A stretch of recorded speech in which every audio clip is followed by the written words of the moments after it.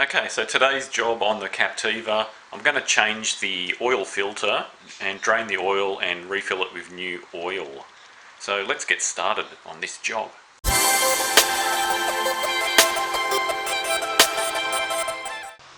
Just a few of the tools I used for this. With the sockets, it was a 27mm for the filter housing, 15mm socket for the sump plug, wrench as well. Just this pick, you could have used a screwdriver to get the old seal off the filter housing, torch as well, and then of course an oil pan and a funnel. Now this is the first time I'm changing the oil on this. I just want to make sure that I've actually got the correct oil filter. The oil filler on this one, it's actually located at the top of the engine. Just remove the plastic cover and then you'll see it here. So I'm actually just going to take out the filter first, just to make sure it is the correct replacement one I've got. But normally I would generally drain the oil first and then do it that way. But because the filter is at the top of the engine, it will have oil in it, but it shouldn't make too much of a mess because it shouldn't really hold a huge amount of oil when it's just sitting up there. The other thing too is I will jack it up, put it on stands just so I've got room to get underneath there to get to the sump. Alright, the first thing you need to do is just remove this plastic cover. So you actually have to take out the oil filler cap first.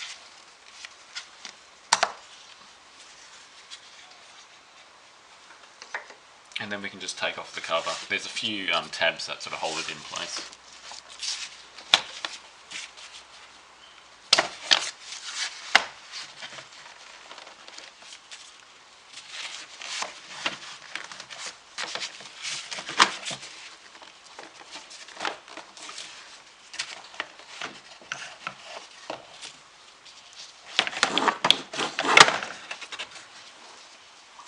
And we just pop that cap back on there so nothing falls in. And I'll just put this somewhere safe. So it's pretty convenient that the oil filter is right at the top of the engine where it's easy to get to. What I want to do is put some rags around here just so when I undo it I don't make a mess.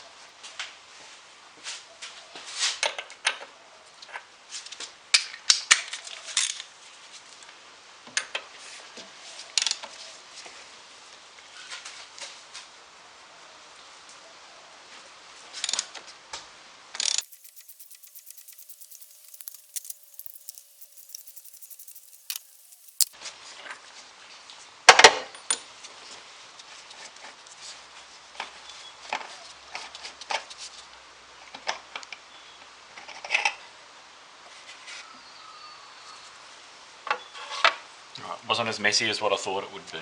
So the replacement one I've got is a Westfield Cooper WC, there we go, WC0154, and it says interchangeable with R2736P, that's a Repco number.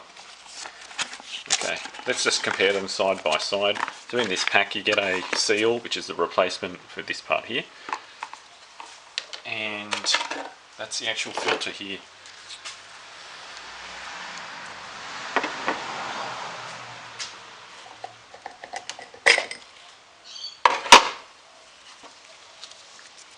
So the important thing is sort of the height, make sure they're the same.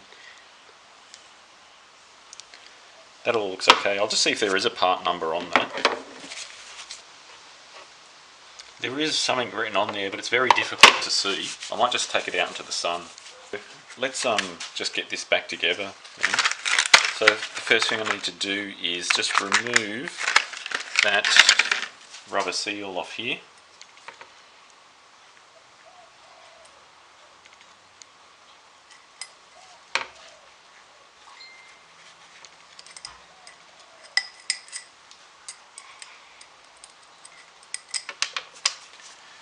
Alright, and I'll give this a bit of a wipe down.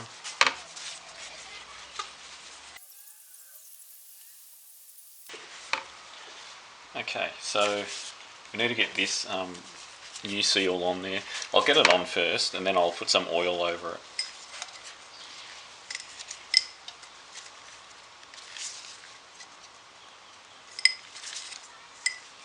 Okay, let me just get some clean oil.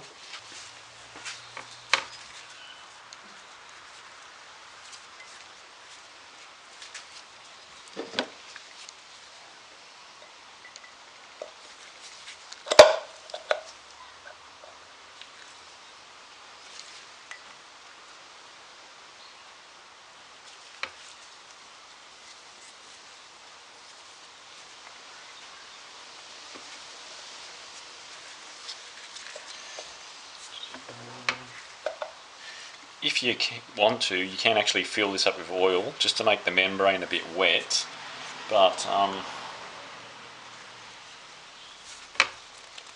that would be a good idea to do if you've already drained it, and then you can just tip the excess into the actual thing. But we won't necessarily do that because you don't necessarily need to. Alright, so that's ready to fit back in now.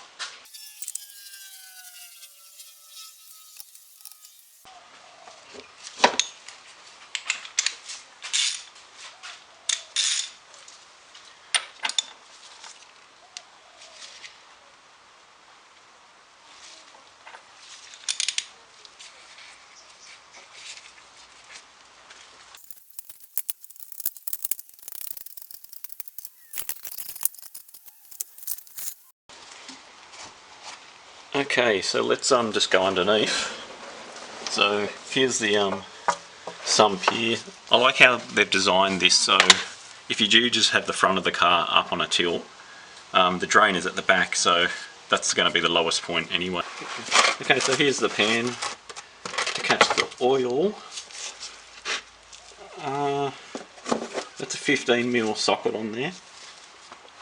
So I just want to loosen it up first of all and then see how we go, because it's warm but it's not too hot.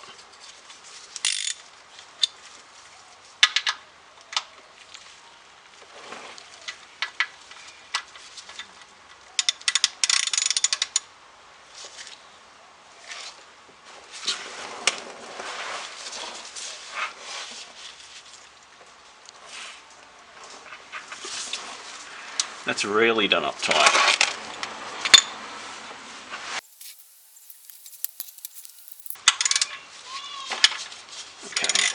Now we've cracked it loose, we can just do the rest, do it by hand.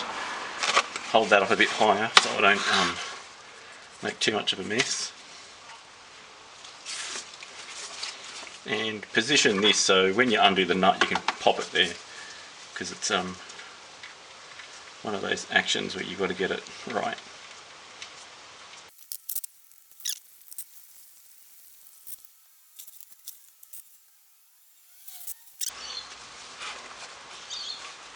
Alright, I'll leave it there, you don't need to watch that draining.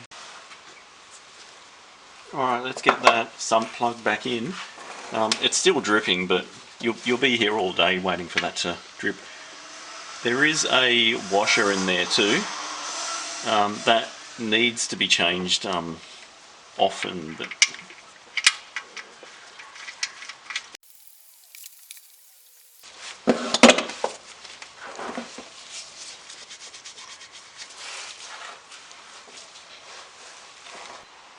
alright, so how much did we actually get out of there?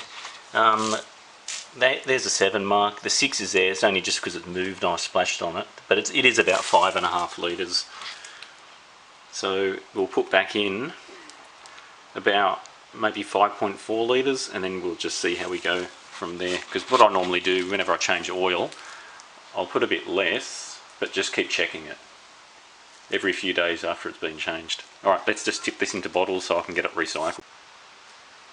Alright, so it's time to fill this up now.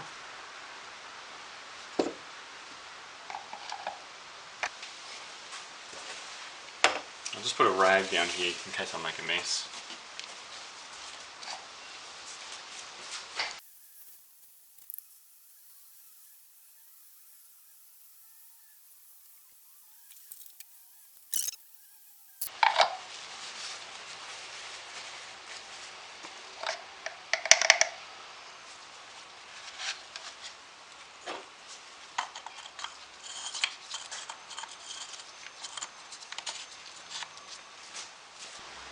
Alright, so what I want to do now is I'm just going to start it up.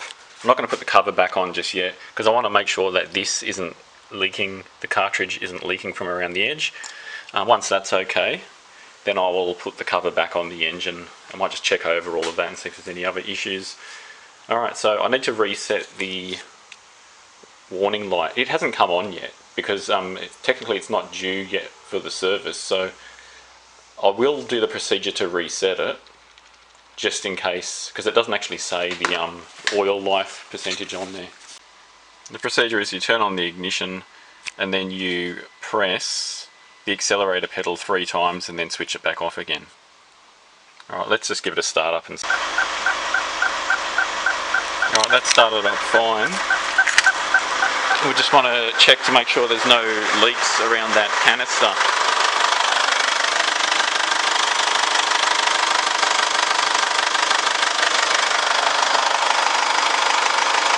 Now, the last thing we need to do is just remove this old service sticker and then put on the new one.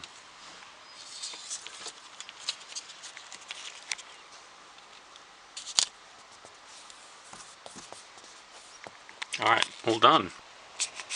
One of the tip is if you've got multiple cars like I do, write the car on the actual bottle. That way when you're topping up your oil, you don't have to think too much. Alright, so it's been started up. I've driven it for a little bit.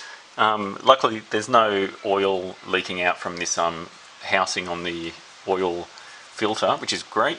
I just need to now fit the cover back on there and then we're done with the oil change. There are other things I would need to do, like obviously check the fluid levels and stuff like that, but I might make another video about that.